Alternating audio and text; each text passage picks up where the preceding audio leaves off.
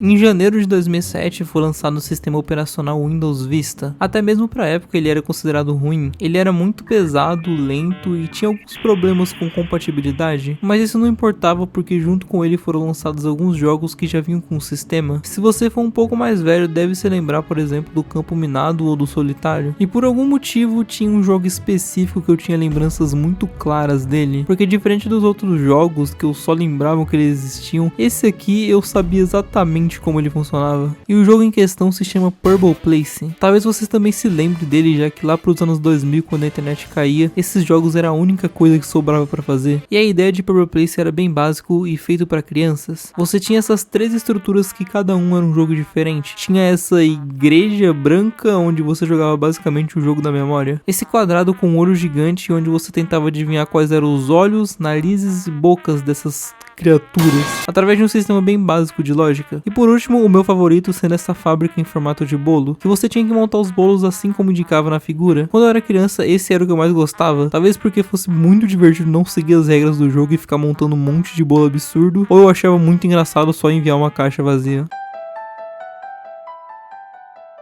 Eu acho curioso como no jogo do bolo e da memória existem esses bichinhos que servem meio que como um guia te ensinando a como jogar. Com um sendo o professor no jogo da memória, então na verdade não é uma igreja e sim uma escola, e o outro sendo um confeiteiro no jogo dos bolos. Então se esses personagens estão exercendo uma profissão, quer dizer que nesse universo as criaturas vivem em sociedade e trabalham. Então talvez um sistema político seja canônico em Purple Place. Inclusive na tela inicial você consegue ver algumas estruturas além dessas que a gente consegue interagir. Então talvez elas sejam outros comércios, talvez. Inclusive dá até para ver três estruturas uma do lado da outra, exatamente como na tela inicial, significando que possivelmente a sequência de Purple Place pudesse ter acontecido. E continuando nas estruturas, o que é aquele lugar onde a gente monta o personagem? Então a gente está criando uma nova criatura para esse mundo ou algo do tipo? E por que a gente faria isso? Inclusive existem cores e formatos diferentes, então até o preconceito racial possa ser canônico dentro desse universo. E se você reparar bem, as partes do rosto que a gente coloca aparentemente são feitos de doce, então seres desse mundo são gerados com doces. E para onde vai essas partes quando a gente erra algum personagem? Será que vai pra confeitaria e todo mundo lá são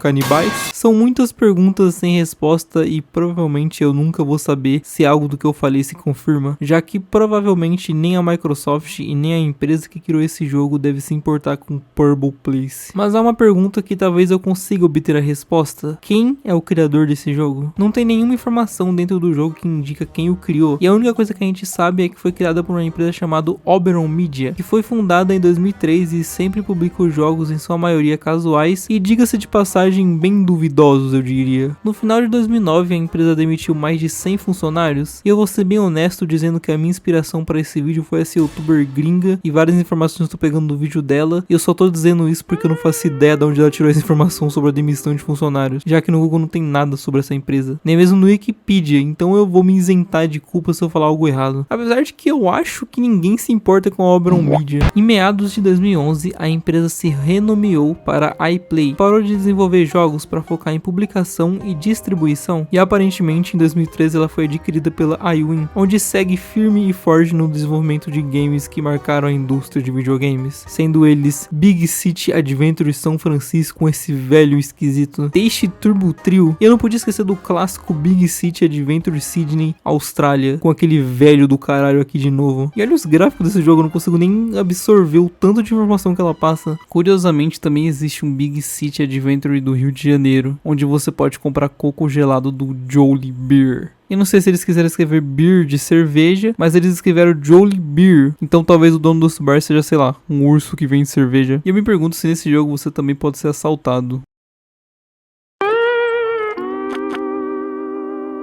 E eu ia me perguntar se alguém no universo já jogou algum desses jogos, mas o Big City tem 290 avaliações e nos comentários as pessoas elogiaram o jogo. Eu realmente queria saber quem são essas 290 pessoas que jogaram e por que elas jogaram isso. Inclusive o site oficial foi salvo várias vezes no Wayback Machine entre 2004 e 2009. E sério, eu realmente queria saber quem são essas pessoas e por que alguém salvaria esse site tantas vezes em um período de tempo tão específico quanto esse. E aqui a gente chega em um ponto que não tem mais informações nenhuma sobre sobre essa empresa em nenhum lugar da internet. A única coisa que tem foi uma entrevista com um funcionário que já trabalhou lá, mas não tem nenhuma informação muito relevante nessa entrevista, e quem achou isso também foi essa gringa. Infelizmente voltamos para a estaca zero, não tem mais nenhuma informação sobre quem trabalhou nessa empresa. Todos os sites no Google só falam as mesmas coisas que eu já disse aqui, listando os jogos já criados pela Oberon Media, que ela foi fundada em 2003 e etc. Com exceção do site ptcomputador.com ou Computer Português, como se isso fizesse algum sentido. E nesse site tem um tópico ensinando a como desinstalar o Oberon Games. É um texto muito mal traduzido ensinando passo a passo como desinstalar os jogos da Oberon Games. E de novo, eu me pergunto quem é a pessoa por trás desse site, porque essa pessoa paga todos os meses o domínio do site ptcomputador.com. E o principal, por que alguém pesquisaria como apagar a Oberon Games? Nada disso faz sentido. Já que eu não consegui achar nada, a gente volta para a nossa querida gringa, que eu não sei pronunciar o nome dela, e ela consegue achar duas pistas. A primeira é uma conversa aleatória no Twitter de uma pessoa dizendo que o Jeremy Zeg, que aparentemente é o fundador da empresa que criou Ladybug, também participou da criação de Purple Place. Um usuário questiona essa pessoa e ela responde dizendo que ele postou um story no Instagram alguns anos atrás celebrando o aniversário de 20 anos do jogo, o que até poderia ser verdade, mas não faz o menor sentido, já que Purple Place até hoje não completou 20 anos. E por que o criador de Ladybug estaria envolvido em um projeto como esse? Pois é, tinha que ter foto de K-pop. A segunda pista foi em um vídeo aleatório de uma pessoa jogando Purple Place, mas na seção de comentários tinha uma conversa bem curiosa, onde um usuário disse que o jogo foi feito pra ele, pelo avô dele que trabalhava na Microsoft, e que o único motivo de ter o nome de Purple Place é que ele não sabia pronunciar Purple Place naquela idade, e diz até que os olhos no jogo de lógica são azuis porque os olhos dele também é azul. E por ser assim só um pouquinho duvidoso essas informações, outras pessoas perguntaram se não tinha alguma foto do desenvolvimento do jogo ou algo do tipo, e obviamente ele disse que não tinha, assim como ele também não tinha mais contato com o avô. E eu nem preciso dizer que isso com certeza é outra história inventada por uma pessoa aleatória, sabe-se lá o porquê. E infelizmente a investigação acaba por aqui. É muito estranho que um jogo tão conhecido que faz parte da infância de muitas pessoas tenha informações tão obscuras e desconhecidas, e talvez isso seja porque a Microsoft contratou essa empresa e tenha feito algum acordo para não dar os créditos ou algo assim, o que é bem comum na verdade. Um exemplo hoje em dia é o do Matue. Sim, o Matue tem ligação direta com Purple Place, já que na sua música 777666 não tem nenhum crédito a quem participou na produção da música ou do clipe, além do Matue, claro. E pela empresa já ter sido comprada algumas vezes e não ter realizado algum lançamento de jogo lá muito relevante, acabaram que as informações da Oberon Media se perderam com o tempo. Não que fosse algo muito interessante, mas provavelmente a gente nunca vai saber quem realmente criou esse jogo muito marcante na vida de algumas pessoas. E é isso, chegamos ao fim de uma não muito longa jornada, e se você quiser ver algo mais completo, vai no vídeo da gringa, que eu não sei pronunciar o nome.